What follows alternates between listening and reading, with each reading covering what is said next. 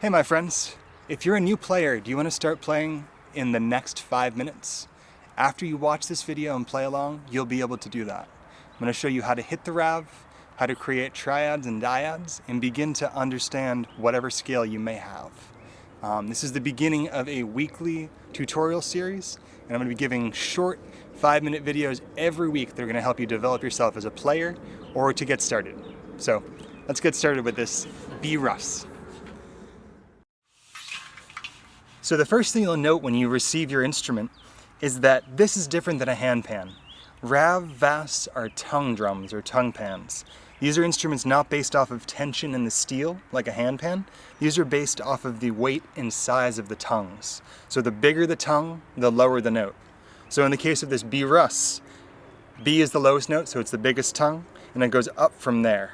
And the order of this scale on all instruments is center note, bottom note, left note, right note, left note, right note, left note, right note, top.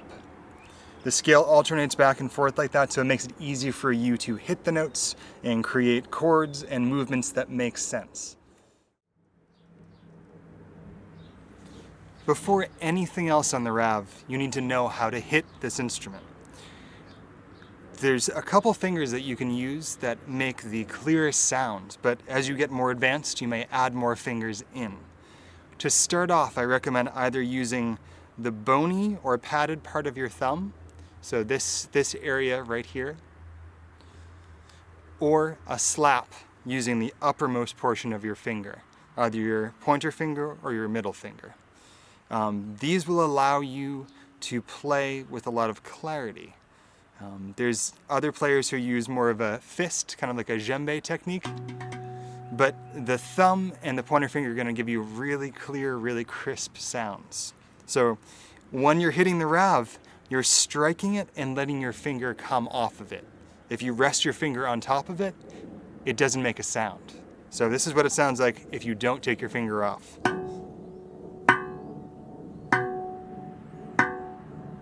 But if you let your finger bounce off,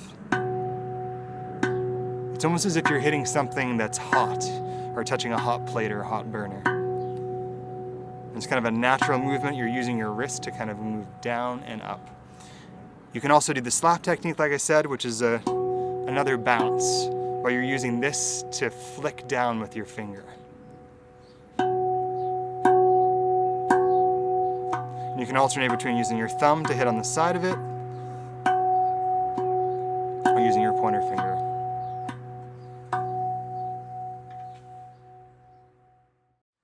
Another thing to know is that each tongue has more than one note tuned into it. There's the fundamental note. There's also an octave and a fifth, and on the middle notes, usually there's 6 to 7 notes tuned into that tongue. So to access the fundamental and the octaves and the fifth, you want to aim for the V. And remember, using your pointer finger, or your thumb, or your middle finger. Once you've got to understand where to hit on there, you can try hitting up in the corners, which will give you the octave.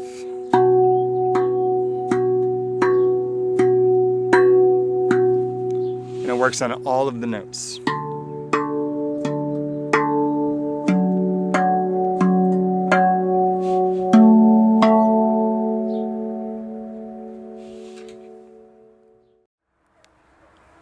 So just to start off practicing, practice using your thumb and hitting that center note near the V. 1, 2, 3, 4. 1, 2, 3, 4. And keep that count up. You can switch between your thumb and the slap, the pointer finger or middle finger as well. So you're just counting to 4, equally spacing out those notes. You can move to the bottom note.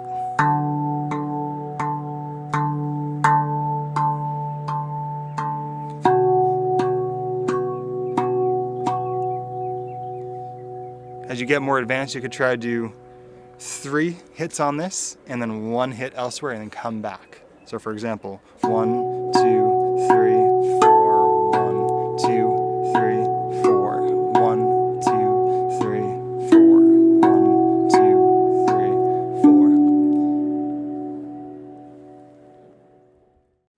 All right, friends, that was a really quick way to get started. Don't be afraid to experiment with these. This is not a handpan. It's not going to come out of tune. You don't need to worry about hitting it too hard or too soft. Whatever you feel comfortable hitting it with, that's okay. You can also use mallets as well, and that's a really quick way to start once you master the technique of having those bounce off the instrument. So, hope this was useful to you, and I'll talk to you guys next week. Stay well.